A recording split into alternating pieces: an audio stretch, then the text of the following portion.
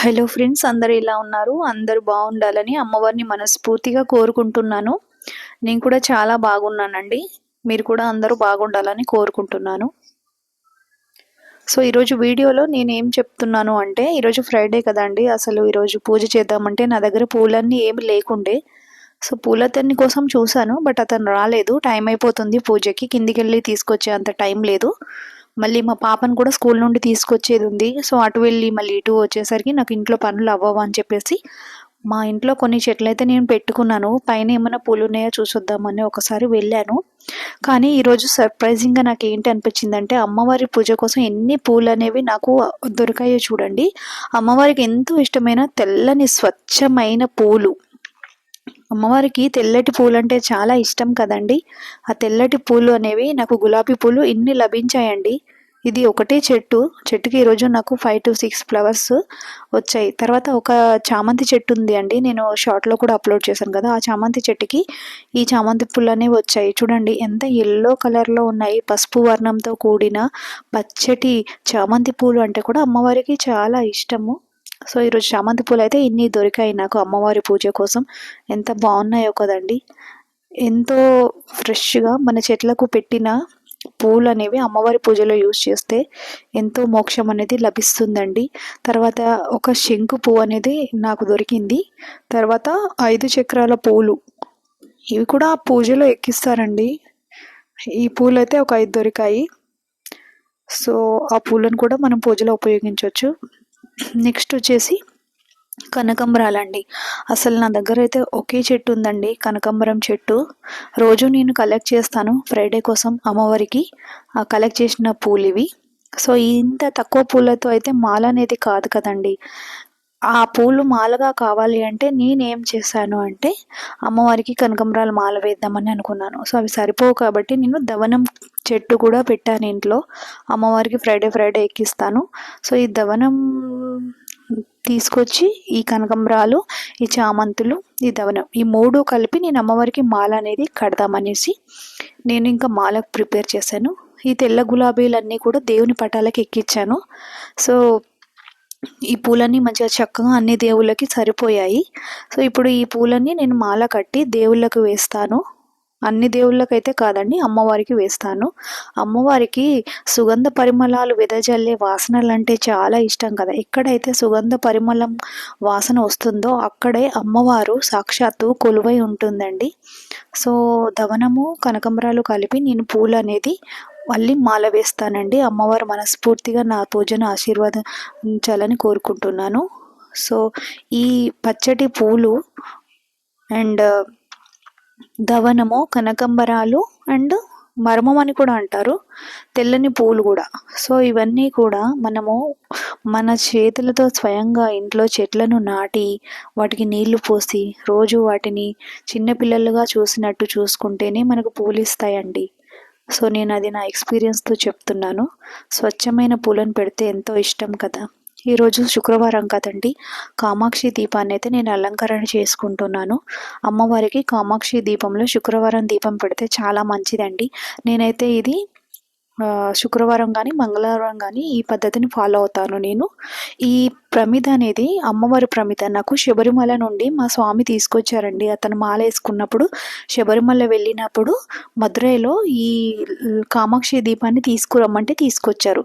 నేనైతే ఎప్పుడు కామాక్షి దీపాన్ని ఇలాగే అలంకరించుకుంటానండి. కామాక్షి దీపానికి గంధం పెడతాను, బొట్టు పెడతాను. ఎందుకో ఒక్క బొట్టు పెడితే నాకు చూసినట్టుగా అనిపించదండి. అందుకే దీపానికి నిండుగా అలంకరణ అనేది చేసుకుంటేనే నా మనసుకు ఎంతో తృప్తిగా అనిపిస్తుంది. ఆ దీపాన్ని చూసిన ప్రతిసారి మనసుకి ఎంతో ఆనందంగా అనిపిస్తుందండి. అందుకే నేను అలంకరణ అయితే బాగానే చేసుకుంటాను, ఒక్క బొట్టు అయితే పెట్టను. సో ఇలా తయారు చేసుకుంటాను. తర్వాత కామాక్షి దీపాన్ని ఎలా వెలిగించాలి అంటే, మనము ముందుగా ప్రమిదలో మనము ఆయిల్ వేసుకోవాలండి. ఆయిల్ వేసుకొని అందులో ఒక వత్తిని వేసుకోవాలి.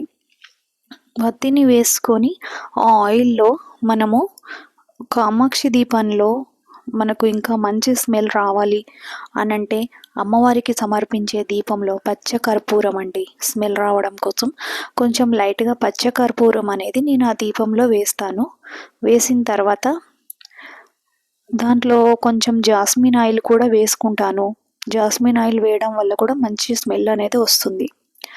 అమ్మవారి దీపం, కామాక్షి దీపం ఏదైతే ఉంటుందో ఆ కామాక్షి దీపాన్ని ఒక ప్లేట్లోకి తీసుకొని ఆ ప్లేట్ చుట్టూ నేను ఇలా నిండుగా పువ్వులతో అలంకరించుకుంటాను. చెప్పాను కదండి, నాకెందుకో ఒక్కొక్క పువ్వు పెట్టినా ఒక్కొక్క బొట్టు పెట్టినా ఎందుకో కొంచెం వెల్తీగా అనిపిస్తుంది. నాకు నిండు అలంకరణ అంటేనే చాలా ఇష్టం. ఎందుకంటే అమ్మవారు అంటేనే అలంకరణ ప్రియురాలు కదండి. అమ్మవారు అలంకరణ ప్రియురాలు కాబట్టి అమ్మవారిని ఎంతో చక్కగా తయారు చేయడంలో నాకు చాలా ఇష్టంగా అనిపిస్తుంది. అందుకే నేను అమ్మవారికి పువ్వులు అనేది నిండుగా వేస్తాను. ఇలా జాస్మిన్ ఆయిల్ కొంచెం వేసుకొని, తర్వాత నేను ఇందాక చెప్పినట్టు పచ్చకర్పూరం వేసుకొని, జవ్వాదు పౌడర్ కూడా వేసుకొని, ఆ దీపంలో అక్కడక్కడ ఆ పూలకి కూడా కొంచెం రాసుకున్నాం అనుకోండి జవ్వాదు పౌడరు, ఎంతో మంచి వాసన వస్తుంది. అమ్మవారికి ఈ వాసనలు, ఈ సుగంధ పరిమళాలు, ఈ ద్రవ్యాలంటే చాలా ఇష్టం అండి. ఎక్కడైతే ఈ పరిమళాలు వెదజల్లే వాసన వస్తుందో అక్కడ అమ్మవారు సాక్షాత్తు కొలువై ఉంటుందండి. మన ఇల్లు విడిచిపెట్టి వెళ్ళమన్నా వెళ్ళదు. అంత అమ్మవారికి నిష్టగా పూజ చేసుకుంటే మన దగ్గరే ఉంటుందండి. జవాదు పౌడర్ని అక్కడక్కడ పూలకు కానీ అమ్మవారికి వేసే వస్త్రాల పైన కానీ మనము ఇలా అక్కడక్కడ చల్లితే మంచి స్మెల్ అనేది వస్తుంది. ఒక పాజిటివ్ వైబ్స్ అనేవి కలుగుతాయి. సో ఇంట్లో ఉండే వారికి, మనకు, మన పిల్లలకైనా పాజిటివ్ వైబ్స్ ఉంటాయి. నేను చెప్పాను కదా, దవనము చెట్టు అమ్మవారి కోసం లాస్ట్ ఇయర్ వరలక్ష్మి వ్రతం అప్పుడు తెచ్చుకున్నానని.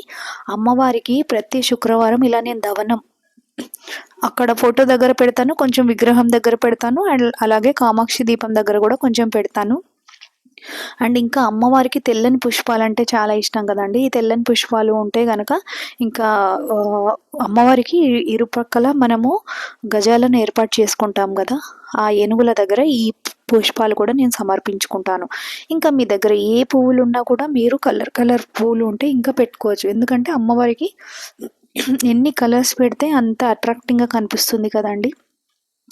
సో ఇలా నేను అలంకరించుకుంటాను. తర్వాత కామాక్షి దీపాన్ని ఏకహారతితో వెలిగించుకుంటాను. దీపాన్ని వెలిగించుకున్న తర్వాత ఓం శ్రీ మాత్రే నమః అని మనసులో స్మరించుకుంటాను అమ్మవారిని. మీకు వీలైతే అమ్మవారి అష్టోత్తర శతనామాలు కానీ లలిత సహస్రనామాలు కానీ చదువుకోవచ్చు. ఒక విషయం చెప్పడం మర్చిపోయానండి, ఎప్పుడైనా దీపాన్ని ఇలా పైకి పెట్టద్దు, కిందికి పెట్టాలి. ఎందుకంటే అమ్మవారు ఫేస్కి దగ్గరగా ఆ సెగ అనేది తగలకుండా దీపాన్ని చూసుకోవాలండి. ఇది ముఖ్యంగా మనం గమనించుకోవాల్సిన విషయము. మనం దీపం పెడితే అమ్మకి సెగ తగులుతుంది కదండి, ఆ సెగ తగలకుండా మనము దీపాన్ని చిన్నగా చేసుకోవాలండి. చేసుకొని మనం వెలిగించుకోవాలి. తర్వాత అక్షింతలతో ఆ దీపం దగ్గర మనము మనసులో నమస్కరణ చేసుకోవాలి. చేసుకొని అమ్మవారికి ఇలా పూజ చేసుకోవాలండి. ఇది నా కామాక్షి దీపం యొక్క డీటెయిల్స్. ఈరోజు నేను పూజ చేసుకున్న విధానం, నాకు దొరికిన పువ్వులు అన్నీ కూడా మీతో షేర్ చేసుకోవాలనిపించింది, అందుకే వీడియో చేశాను. చూడండి, అమ్మవారికి నేను నా దగ్గర ఉన్న కొన్ని పూలతో మాల వేస్తానని చెప్పాను కదా, మాల వేశాను. చూడండి ఎంత బాగుందో. అమ్మవారు ఎక్కడో ఉండదండి, మనం కొలిచే ఆ నిర్మలమైన భక్తిలోనే మనకు కొలువై ఉంటుంది. చూడండి, సోలార్ లైట్ వెలిగించాను అమ్మవారి దగ్గర. అమ్మవారు వెలుగుతూ ఉంటే ప్రకాశవంతమైన వెలుగులో అమ్మ ముఖం చూస్తుంటే అన్నీ మర్చిపోతాం కదండి. సో ఇలా నేను చేసుకుంటానండి. నాకు ఇలా నచ్చింది. మీకు షేర్ చేయండి, నా ఛానల్ని సబ్స్క్రైబ్ చేయండి అండి. వీడియో ఎక్కడ కూడా స్కిప్ చేయకుండా చూడండి, బాగుంటుంది. మీకు ఫుల్ ఇన్ఫర్మేషన్ ఉంటుంది ఇందులో.